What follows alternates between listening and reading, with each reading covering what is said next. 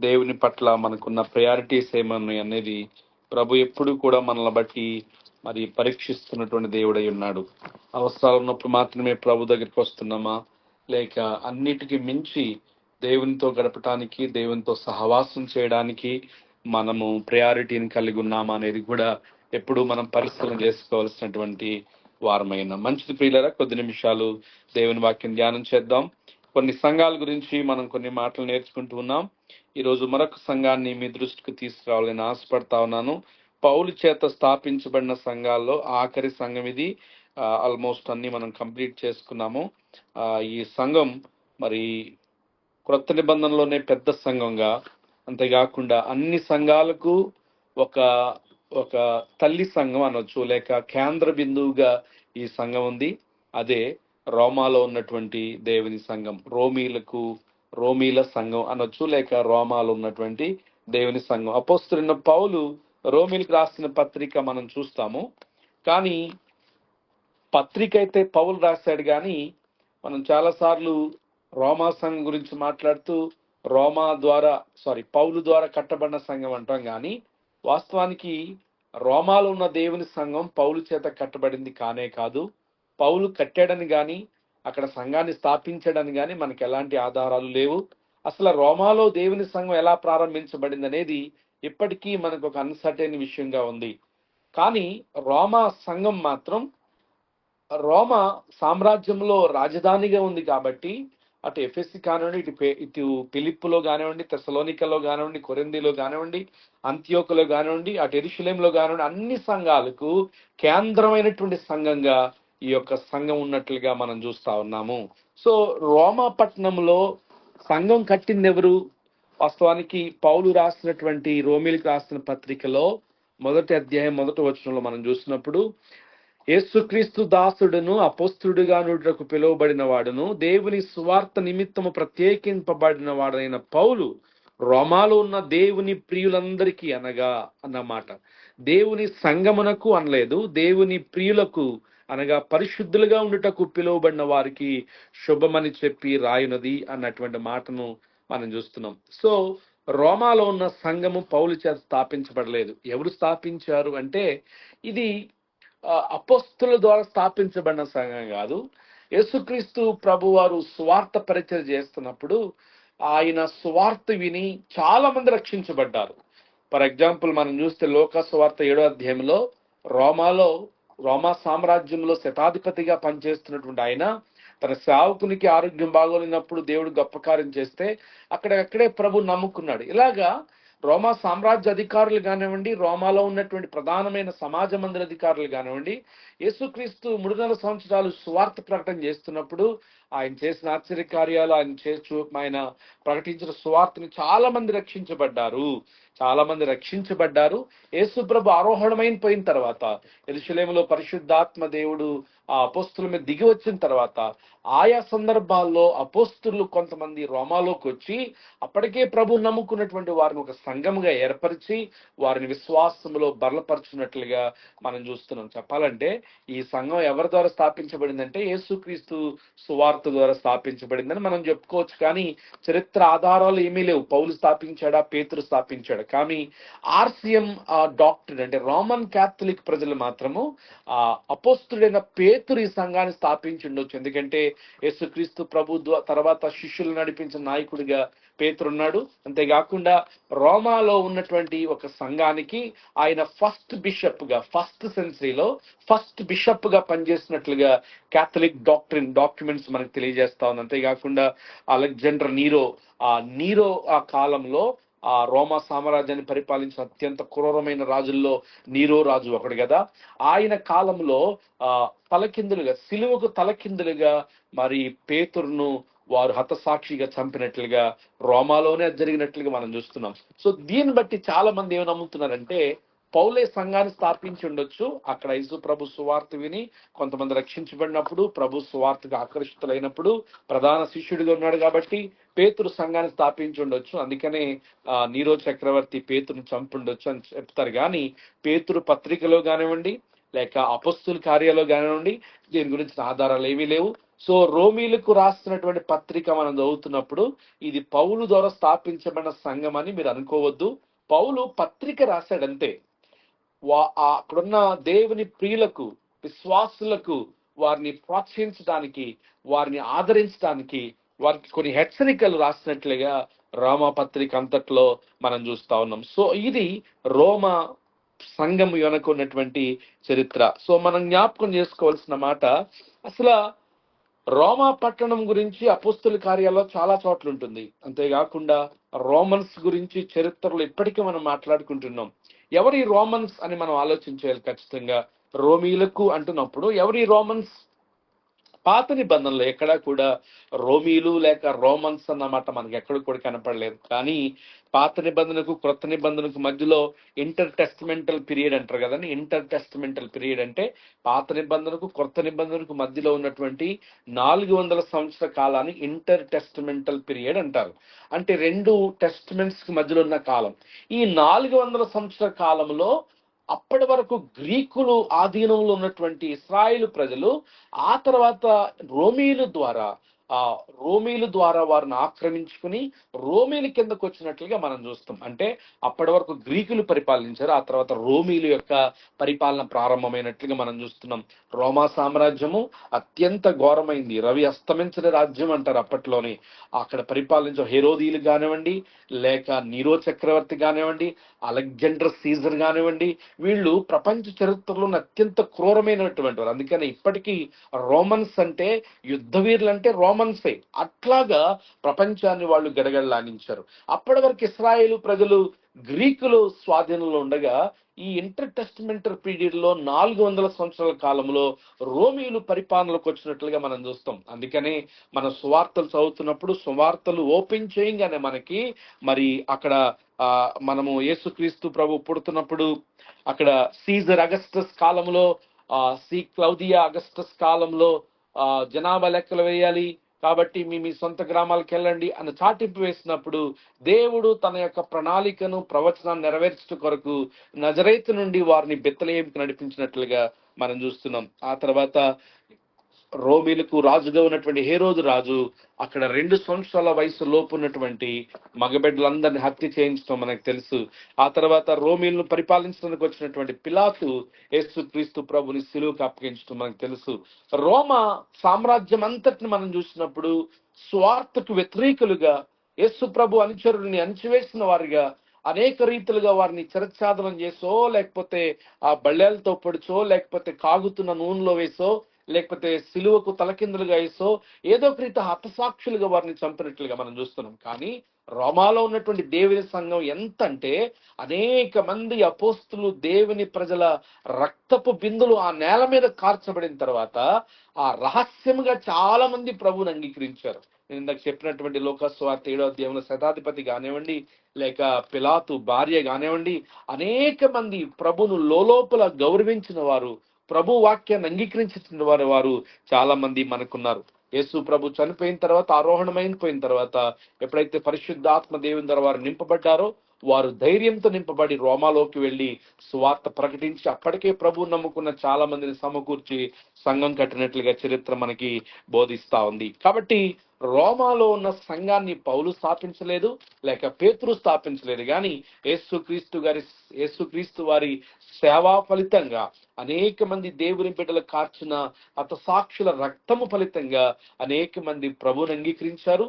ఆ రోమా పట్టణమే అనేక మంది అపోస్తులకు ఆశ్రయం ఇచ్చింది, అనేక మంది హింసకు కారణమైంది. అంతేకాకుండా ఇప్పటి వరకు మనం చెప్పుకున్న తెస్సలోనిక సంఘం కానివ్వండి, ఫిలిప్పీకి సంఘం కానివ్వండి, ఎఫెసీ సంఘం కానివ్వండి, అంతియోకు సంఘం, ఇవన్నీ కూడా రోమాలో ఏదో ఒక రీతిగా లింక్ చేయబడ్డాయి. ఆ రీతిగా అనేక సంఘాలు స్థాపించబడటానికి రోమా పట్టణము ఆ రీతిగా కారణమైంది. అంటారు కదండి, the blood of martyred the seed of church అంటారు కదా, హతసాక్షుల రక్తమే సంఘానికి పునాది అంటారు.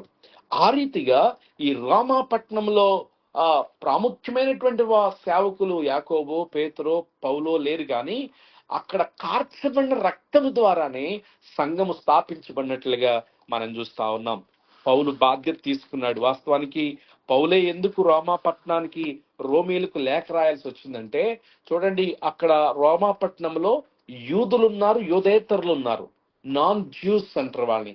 యూదులనేమో యూదులు అంటారు, యూదేతరులనేమో అన్యజనులు అంటారు. పౌలు రోమాపత్రిక మొదటి అధ్యాయంలోనే అన్యజనులకు సువార్తను ప్రకటించడానికి, అన్యజనులకు అపోస్తుడిగా ఉండటానికి దేవుడు నన్ను పిలిచాడు అంటాడు. అందువలన రోమాలో ఉన్నటువంటి యూదేతరులు ఎవరైతే ఉన్నారో వారు దేవుని నమ్ముకున్నారు, ప్రభువుని అంగీకరించారు, కానీ వారిని పట్టించుకునే నాదులు లేడు. అప్పుడు పౌలు రోమా పత్రికను రాసి వారిలో ఐక్యత తీసుకురావడానికి, వారిలో దైవత్వం తీసుకురావడానికి ఎన్నో అద్భుతమైనటువంటి మాటలు రోమా పత్రిక ద్వారా పౌలు వారికి రాసినట్లుగా మనం చూస్తున్నాం. క్లుప్తంగా కొన్ని మాటలు మీ ముందు నుంచి నేను ముగించడానికి ఇష్టపడతా ఉన్నాను.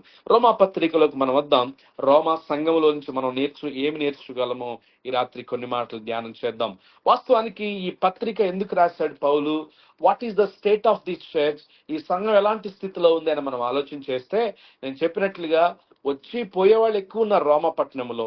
అక్కడ బళ్ళాలు పట్టుకుని యుద్ధ వీరులుగా లేకపోతే సైనికులుగా రోమాపట్నం అంతా కూడా సైనికుల బూట్లు శబ్దం వినబడుతూ ఉంటుందంట. ఇప్పుడు చూసిన ఆ సైనికులు బజార్లో నడుస్తున్నప్పుడు ఆ రోమీలు యూదుల యొక్క తలుపులు వణుకుతూ ఉండేవంట. ఆ రీతిగా షేక్ అవుతూ ఉండేవంట. అంటే అంతగా ఆ ఏకచక్రాధిపత్యముగా అణిచివేటువంటి ప్రజలుగా యూదుల ఆ ప్రాంతంలో ఉండేవారు. కానీ గొప్ప విషయం ఏంటంటే లోలోపల క్రైస్తవం ఎంతో విస్తరించింది. అనేక మంది ప్రభు తెలుసుకున్నారు. ఆ సీక్రెట్ క్రిస్టియన్స్ గా చాలా మంది ప్రభుని ఎరిగినటువంటి వారుగా ఉన్నారు. పేతురు ధైర్యంతో ముందుకొచ్చాడు, స్వార్థను ప్రకటించారు. అప్పటికే ప్రభు నమ్ముకున్న వారికి బాప్టిస్మ్ ఇచ్చాడు. నీరో చక్రవర్తిగా ఉన్న కాలంలో పేతురును సిలువకు తలకిందులుగా చంపినట్లుగా హతసాక్షిగా మార్చినట్లుగా చరిత్ర మనకి బోధిస్తా ఉంది. రోమీలకు రాసిన పత్రిక 1వ అధ్యాయం 11వ వచనంలో మనం చూస్తే పౌలు ఎందుకు ఈ పత్రిక రాశాడో మనకు క్లియర్ గా అర్థమవుతుంది. ఈ సంఘం ఎలాంటి స్థితిలో ఉందో, ఈ రోమా సంఘంలో నుంచి మనమేమి నేర్చుకోగలమో కొన్ని మాటలు మనం ధ్యానం చేద్దాం. రోమీలకు రాసిన పత్రిక 1వ అధ్యాయము 11వ వచనం. Romans chapter 1 verse 11. మీరు స్థిరపడవలనని అనగా మీకును నాకును కలిగి ఉన్న విశ్వాసము చేత, అనగా మనము ఒకరి విశ్వాసము చేత ఒకరము ఆదరణ పొందవలని ఆత్మ సంబంధమైన కృపావరమేదనగా మీకు ఇచ్చుటకు మిమ్మల్ని చూడవలని మిగుల ఆశపడుచున్నాను అని పౌలు అంటాడు. సో పర్పస్ ఏంటి అంటే, నేను చెప్పినట్లుగా ఇది పొలిటికల్ గా ఒక క్యాపిటల్ సిటీ లాంటిది. వచ్చి పోయే వాళ్ళు ఎక్కువైపోయారు ఇక్కడ. సో భక్తిలో యూదులు యూదేతరులు అనేటువంటి భేదం ఎక్కువైపోయింది. యూదులు అంటేనేమో అక్కడి నుంచి వచ్చినటువంటి ఇశ్రాయేలు ప్రజలు, యూదేతరులు అంటేనేమో మేబీ అక్కడ ఉన్న గ్రీకులు కావచ్చు, రోమన్స్ కావచ్చు, ఇప్పుడు మన శతాధిపతులు లాంటి వారు ఎవరైతే యూదేతరులు ప్రభు నమ్ముకున్నారు అలాంటి వాళ్ళు. అక్కడ యూదులకు యూదేతరులకు ప్రభువుని అంగీకరించిన వారి మధ్యలో కాస్త భేదాభిప్రాయాలు వచ్చినప్పుడు వారిని ఏకపరచడానికి పౌలు రోమా పత్రిక రాసినట్లుగా మనం చూస్తున్నాం. మీరు స్థిరపడవలనని అనగా మీకును నాకును కలిగి ఉన్న విశ్వాసం చేత, అనగా మనము ఒకరి విశ్వాసం చేత ఒకరము ఆదరణ పొందవలనని అని పౌలు వారితో రాస్తున్నట్లుగా మనం చూస్తున్నాం. ప్రియులుగా, ఈ పత్రిక లేక ఈ సంఘం గురించి 4 మాటలు నేను చెప్పి ముగిస్తాను. పౌలు రాసిన వాస్తవానికి రోమా సంఘం గురించి అపోస్తుల కార్యాలు ఎక్కడా లేదు.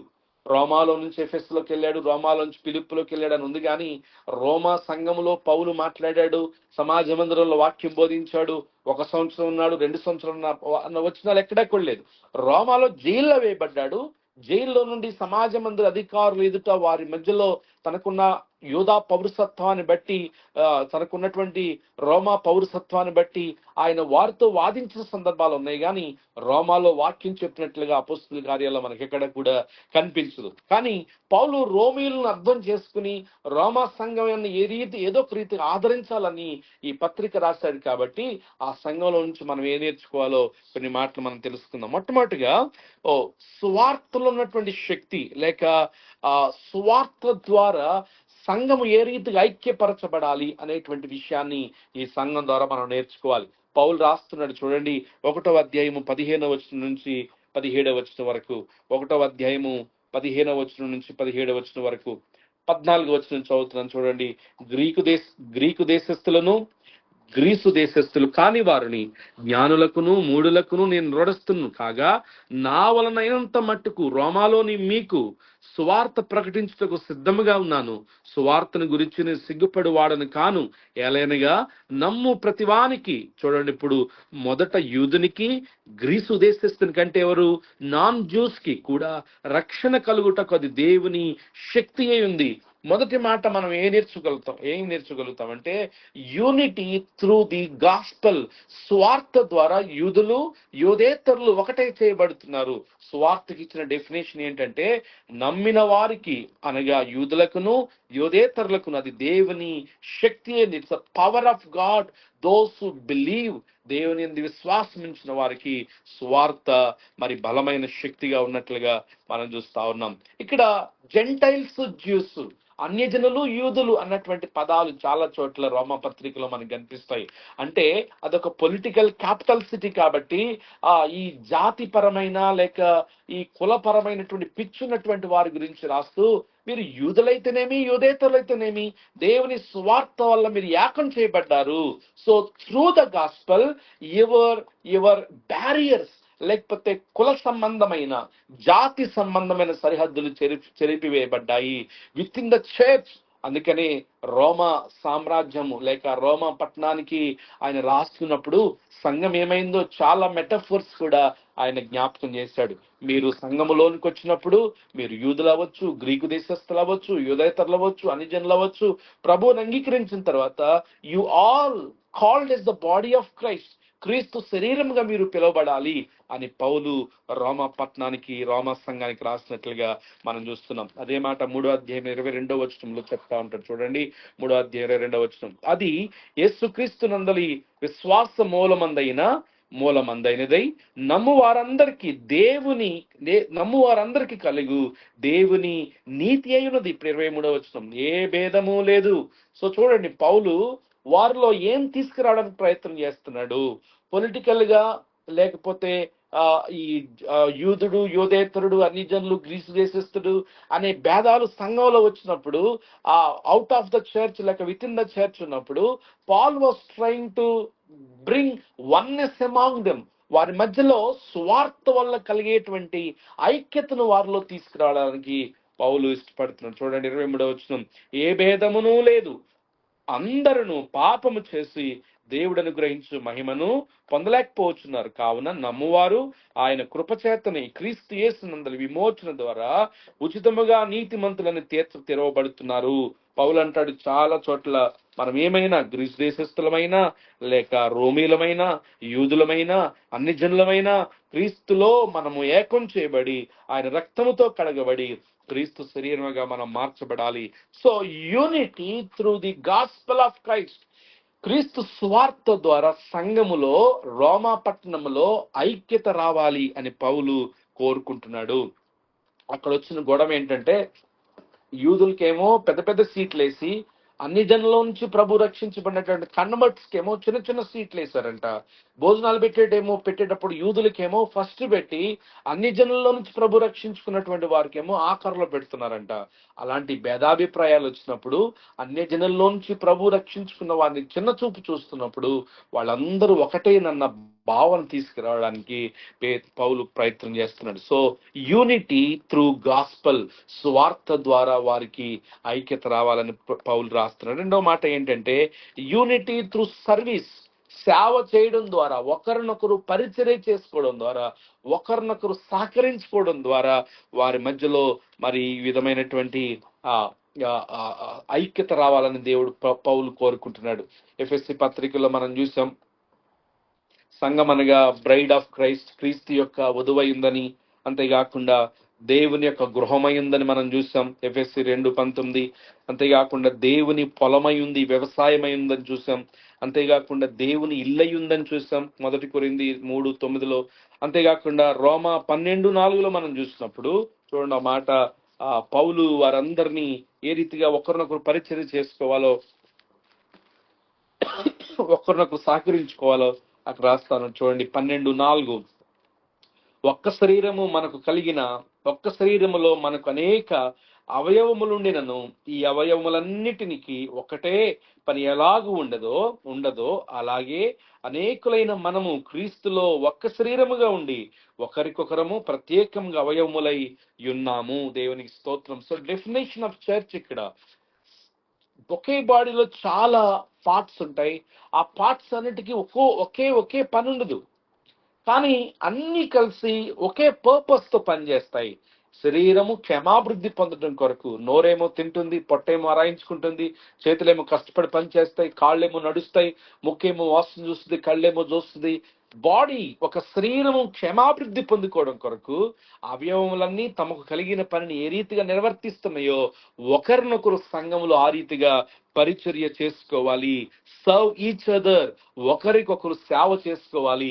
సేవ ద్వారా మీలో ఏకత్వం రావాలని పౌలు రోమా సంఘానికి రాస్తున్నట్లుగా మనం చూస్తున్నాం. అదే 12వ అధ్యాయం 16వ వచనంలో చూడండి, ఏడ్చువారితో ఏడువుడి, ఒకరితో ఒకడు మనస్సు కలిగి ఉండుడి, ఒకరితో ఒకరు మనస్సు కలిగి ఉండుడి. Create the bonding between you, ఒకరితో ఒకరు ఆ బంధాన్ని ఏర్పరచుకొనుడి అన్నటువంటి మాట చూడండి.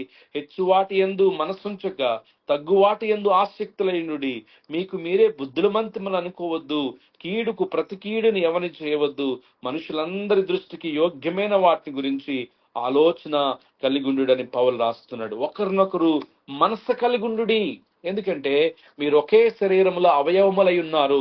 అదే సంఘము అన్న మాటను జ్ఞాపకం చేస్తున్నాడు. అదే 12వ అధ్యాయం 10వ వచనం చూడండి, సహోదర ప్రేమ విషయంలో ఒకని యందొకడు అనురాగము గలవారై ఘనత విషయములో ఒకరినొకడు గొప్పగా ఎంచుకొనుడి. ఇది అద్భుతమైన విషయం. ఇక్కడ క్రీస్తు సంఘంలోకి వచ్చిన తర్వాత ఏ రకంగా ఎవరిని కూడా తక్కువ చూడడానికి వీల్లేదు. చూడండి ఆ మాట, అనురాగము గలవారై ఒకని యందొకడు ప్రేమ విషయములో అనురాగము గలవారై ఘనత విషయములో ఒకరినొకడు గొప్పగా ఎంచుకోండి. మన ప్రక్కన కూర్చున్న వాళ్ళు మనకంటే గొప్ప, లేకపోతే నా ముందు కూర్చున్న సహోదరు నాకంటే గొప్ప. దేవుని ప్రేమ విషయంలో తగ్గింపు కలిగిన వారమై వేరే వారి పట్ల పరిచర్య చేయడానికి, సహకరించడానికి మనం సిద్ధంగా ఉండాలని పౌలు రోమా సంఘానికి జ్ఞాపకం చేస్తున్నాడు. వారిలో క్యాస్ట్ ఫీలింగ్ వచ్చేసింది, నీవు యూదుడవు నేను అనుజనుడను అని చెప్పి వారు ఒకరినొకరు తిట్టుకుంటున్నప్పుడు, ఒకరినొకరు భయంకరంగా మరి ఆ దూషణ మాటలు పలుకుంటున్నప్పుడు మరి ఈ రీతిగా పౌలు వారితో చెప్పినట్లుగా మనం చూస్తా ఉన్నాం. కాబట్టి ప్రేమ విషయంలో ఒకని యందొకడు అనురాగము గలవారై ఘనత విషయంలో మనం ఏం చేసుకోవాలంటే గొప్పగా ఒకరికొకడు గొప్పగా ఎంచుకోవాలి అన్నటువంటి మాటను మనం చూస్తాం. మూడో మాట ఏంటి అంటే యూనిటీ ఇన్ వర్షిప్, ఆరాధన చేయడం ద్వారా, ప్రభువుని కృతజ్ఞతలు చెల్లించడం ద్వారా ఏ రీతిగా సంఘము యూనిటీ అవ్వాలి. 3 మాటలు చెప్పాను. మొదటిది యూనిటీ త్రూ గాస్పల్, స్వార్థను నమ్మడం ద్వారా ఎలాగ ఐక్యపరచగలరు. రెండవది యూనిటీ త్రూ సర్వింగ్, ఒకరినొకరు పరిచర్య చేసుకోవడం ద్వారా ఎలాగ ఐక్యపరచగలరు. మూడవది యూనిటీ ఇన్ వర్షిప్. 15వ అధ్యాయము 8వ వచనంలో మనం చూసినప్పుడు పౌలు రాస్తారు చూడండి, నేను చెప్పినది ఏమనగా పితరులకు చేయబడిన వాగ్దాన విషయములో దేవుడు సత్యవంతుడిని స్థాపించుటకును అన్యజనులు ఆయన కనికరము గూర్చి దేవుని మహిమపరచుటకు క్రీస్తు సున్నతి గల వారికి ఆయన పరిచారకుడాయను. దేవునికి స్తోత్రం, హల్లెలూయా. అంటే ఏ రీతిగా అయితే ఇక్కడ బలహీనులు చూడండి, 14వ అధ్యాయము 15వ వచనం రోమాపత్రికలో చూస్తే 14వ అధ్యాయం మొదటి వచనంలో ఏమో బలహీనులైన వాని గురించి అని చెప్పి ప్రారంభిస్తాడు. 15వ అధ్యాయం మొదటి వచనంలోనేమో బలవంతులమైన మనము అంటాడు. అంటే ఏంటి, ఆ పౌలు కూడా యూదుడై ఉండి బలహీనులుగా ఎవరైతే మరి రోమా సంఘంలోకి వచ్చారో అన్యజనులైనటువంటి వారు, వారిని ఆదరిస్తూ ప్రోత్సహిస్తూ వారిని బట్టి ప్రభుని స్తుతిస్తూ పౌలు రాస్తున్నాడు. 14వ అధ్యాయం అంతా కూడా విశ్వాస విషయమే బలహీనులైన వారిని చేర్చుకొనుడి, అయినను సంశయమును తీర్చుటకు వాదనలు పెట్టుకోవద్దు. అది అందరూ గొప్పగా పాడతారని లేదు, అందరూ గొప్ప పరిచారకులు ఉంటారని లేదు, అందరూ మంచి ప్రార్థనాపరులు ఉంటారని లేదు. బలహీనలైన వారు ఉంటారు, అల్ప విశ్వాసులు ఉంటారు, ప్రార్థనలో నిలకడ లేనటువంటి వారు ఉంటారు. అందరినీ చేర్చుకోమని పౌలు రోమా సంఘానికి రాశాడు. విశ్వాస విషయంలో బలహీనలైన వారిని చేర్చుకునుడి, అయినను సంశయమును లేక తీర్చుటకును వాదనలు పెట్టుకోవద్దు. కాబట్టి రిసీవ్ ఎవ్రీవన్, వెల్కమ్ ఎవ్రీవన్. దేవుడు ఆ తర్వాత 15వ అధ్యాయం దగ్గరకు వచ్చేటప్పటికి, కాగా బలవంతులమైన మనమంటే ఎవరు? ఆల్రెడీ యూదులైనటువంటి వారు, ప్రభువుని అంగీకరించినటువంటి వారు, ఇప్పుడు ఆల్రెడీ ఉన్నటువంటి వారు, బలవంతులమైన మనలను మనమే సంతోషపరచుకొనక బలహీనుల దౌర్బల్యములను భరించుటకు బద్ధులమై ఉన్నాము. తన పొరుగువానికి క్షేమాభివృద్ధి కలుగునట్లు మనలో ప్రతివాడును మేలైన దాని యందు అతనిని సంతోషపరచవలను. దేవునికి స్తోత్రం. దిస్ ఈస్ కాల్డ్ వర్షిప్ అండి. కేవలము పక్కనున్న వారిని విమర్శిస్తూ, పక్కనున్నటువంటి వారిని తృణీకరిస్తూ, చేతులు పైకెత్తి ప్రభువుని ఆరాధిస్తే దేవుడు ఆరాధనను స్వీకరించుడు. మన పక్కన బలహీనులు ఉన్నారు, సరైన క్రమశిక్షణ లేని వారు ఉన్నారు. మేబీ వాళ్ళు మంచి సింగర్స్ కాకపోవచ్చు, మంచి ప్రార్థనా పరులు కాకపోవచ్చు, మనకున్న వాక్య జ్ఞానం మన పక్కనున్న వారికి లేకపోవచ్చు. మేబీ వారిని ప్రభువుని తెలుసుకుని కొంతకాలం అయిందేమో. వారిని చేర్చుకొని మన వలె వారు కూడా పరిణితి చెందినట్లుగా, పరిపక్వత చెందినట్లుగా మనం వారికి సహకరించాలి. 15వ అధ్యాయంలో చూడండి ఆ మాట ఏమన్నాడో, తన పొరుగు వారికి క్షమాభివృద్ధి కలిగినట్లు ప్రతి వాడును మేలైన దాని యందు అతన్ని సంతోషపరచవలెను. తనకి ఏది మేలుకరమో, ఏ రీతిగా తాను కూడా మనమున్న స్థాయికి వస్తాడో, దేవుని వాక్యం నేర్చుకుంటాడో, ప్రభువులో స్థిరపరచబడతాడో ఎరిగి బలహీనమైన వారి కొరకు మనం సహాయం చేయాల్సిన వారమై ఉన్నాం. కాబట్టి మనము జ్ఞాపకం చేసుకోవాల్సిన మాట ఏంటంటే, రోమా సంఘానికి పౌలు జ్ఞాపకం చేస్తుంది ఏంటి అంటే, you should be united through worship. ఏ చేస్తే దేవుడు ఆరాధించబడతాడో, ఏ రీతిగా మన లైఫ్ స్టైలే దేవునికి ఆరాధనగా ఉండాలో, మన యొక్క తగ్గింపే, హ్యూమిలిటీ లేక హంబుల్నెస్ ద్వారా దేవుని ఎలా ఆరాధించాలో. ఏమండి, మనం తగ్గించుకోవడం. కొన్నిసార్లు ఎవరైనా మనకంటే పెద్దవారు వచ్చినప్పుడు, లేకపోతే కాస్త కూర్చోలేని వారు వచ్చినప్పుడు ఇమీడియట్ గా చేరిస్తాం. That's the part of worship. అది కూడా దేవుని ఆరాధించడంలో ఒక భాగమే. సంఘంలోకి మనం వచ్చినప్పుడు మనం ఎంత తగ్గించుకుంటే అంతగా దేవునిని మనం ఆరాధించినట్ల అన్నటువంటి 15వ అధ్యాయం అంతా మనం చూసినప్పుడు ఆ పౌలు అదే రాశాడు. ఆ worshipping through the life style, worshipping through the humbleness, meekness, దీనత్వం కలిగి ఎలాగ ప్రభుని ఆరాధించాలో వారికి జ్ఞాపకం చేసినట్లుగా మనం చూస్తున్నాం. ఆఖరి మాట ఏంటి అంటే, యూనిటీ ఇన్ మిషన్స్. మొదటిది యూనిటీ త్రూ గాస్పల్, రెండవది యూనిటీ త్రూ సర్వీస్, మూడవది యూనిటీ ఇన్ వర్షిప్, మూడవది యూనిటీ ఇన్ మిషన్స్. 1వ అధ్యాయము 8వ వచనంలో నేను చెప్పాను కదా ఆల్రెడీ, రోమాలో ఉన్నటువంటి సంఘము అన్ని సంఘాలకు ఒక తల్లి సంఘం లాగుంది. వీళ్ళు రావడం, రోమీలతో గొడవ పెట్టుకోవడం, కొంతకాలం జైల్లో ఉండటం, మళ్ళా స్వార్థ పనికి వెళ్ళటం, మళ్ళా రావడం, కొట్టించుకోవడం, మళ్ళా స్వార్థ పనికి వెళ్తాం. ఇది ఒక మిషనరీ చర్చ్ గా వారికి అయిపోయింది.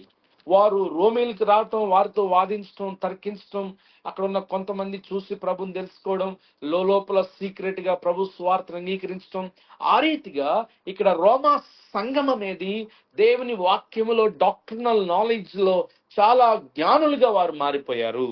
ఇప్పుడు ఏం చేయాలంటే, మీరు నేర్చుకున్నారు గనుక ఇతరులను పంపేటువంటి స్థితిలో, సర్వలోకమునకు సువార్తను చెప్పే విషయంలో కూడా మీరు సిద్ధంగా ఉండాలని పౌలు రోమా సంఘానికి రాసినట్లుగా మనం చూస్తున్నాం. So unity in machines. చూడండి 1వ అధ్యాయం 8వ వచనం, మీ విశ్వాసము సర్వలోకమున ప్రచురము చేయబడుచుండుటను బట్టి మొదట మీ అందరి నిమిత్తము యేసుక్రీస్తు ద్వారా నా దేవుని కృతజ్ఞతాస్తుతులు చెల్లించుచున్నాను. మీ విశ్వాసము సర్వలోకము. అందుకే చెప్పాను కదా, దో there was not a certain church in city of Rome, but the Rome was always behind every church. ఏ సంఘ చరిత్ర మనం చూసినా ఆ చరిత్ర వెనుక రోమా పట్టణం యొక్క పుటలు మనకు కనిపిస్తాయి.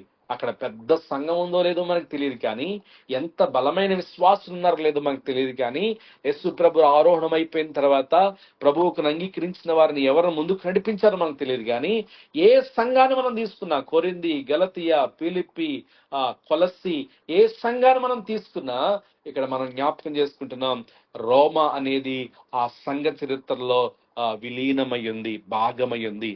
ఆ రీతిగా దేవర్ పార్ట్ ఆఫ్ మిషన్స్. వారి ద్వారా అనేక మంది స్వార్థికులు బయటకు వెళ్ళారు. వారి ద్వారా అనేక మంది స్వార్థికులు బయటకు వెళ్ళినట్లుగా మనం చూస్తా ఉన్నాం. మరి ఆ జైల్లోనే గొప్ప కార్యాలు జరిగినాయి. జైల్లోనే అనేక మంది స్వార్థికులను దేవుడు ఏర్పాటు చేసుకున్నాడు. జైల్లో తెలుసు కదండి, భూకంపం వచ్చింది, చెరసాలు అదిరిపోయినాయి. ఆ తర్వాత ఆ రీతిగా అనేక మంది ప్రభు యొక్క గొప్పతనాన్ని, మహత్కార్యాలను చూడగలిగారు, దేవుని వైపు తిరగలిగారు.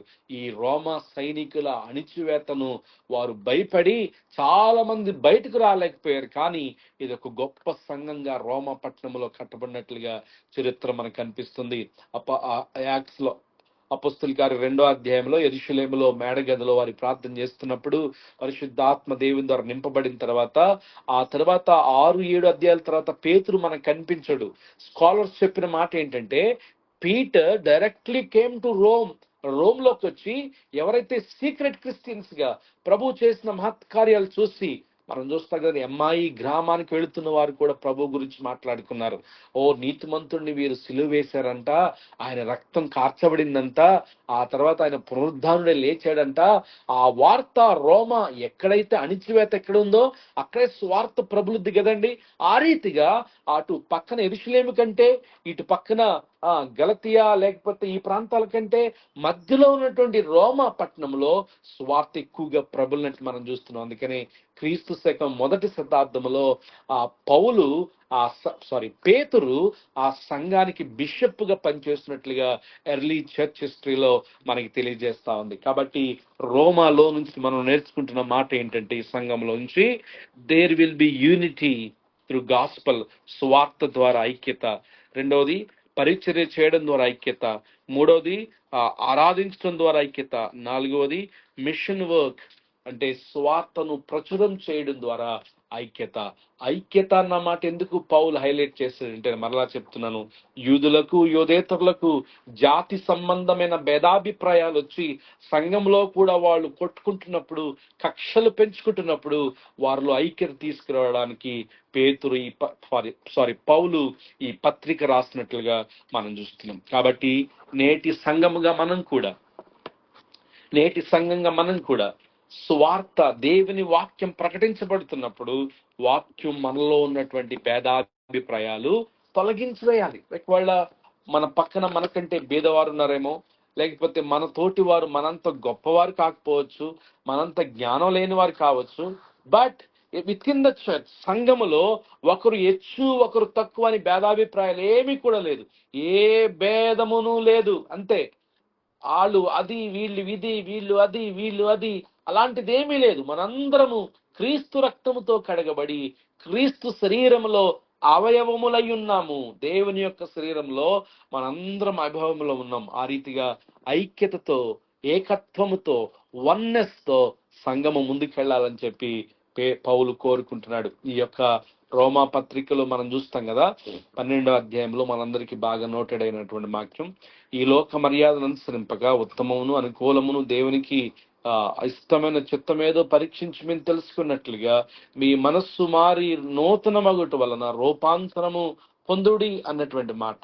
సో అద్భుతమైనటువంటి ఎన్నో వాక్యాలు ఈ రోమా పత్రికలో మనం చూస్తాం. ప్రియులరా, మన సంఘము లేక సంఘముగా పిలువబడే మీరు, నేను, మనందరం కూడా వీటిని ఏవి తీసివేసుకోవాలో వాటిని తీసేసుకొని unity through gospel, unity through service, unity through machines, unity through మూడవ మాట కూడా మనం చెప్పుకున్నాం. ఆ రీతిగా ఐక్యత కలిగిన వారమై మనము ఒకరినొకరు సహించుకుంటూ, ఒకరినొకరు భరించుకుంటూ, బలహీనలైన వారిని ఆదరిస్తూ మనం ముందుకు వెళ్దాం. సంఘములో అందరూ బలవంతులు అవ్వాలి, అందరూ పరిపూర్ణులు అవ్వాలి, అందరూ క్రీస్తు రూపంలోకి రావాలి. అదే ఫలింపు కలిగిన, పరిణితి కలిగిన సంఘంగా పిలబడుతుంది. పరిశుద్ధాత్మ దేవుడు అట్టి కృప మనందరికీ అనుగ్రహించునుగాక. ఆమేన్.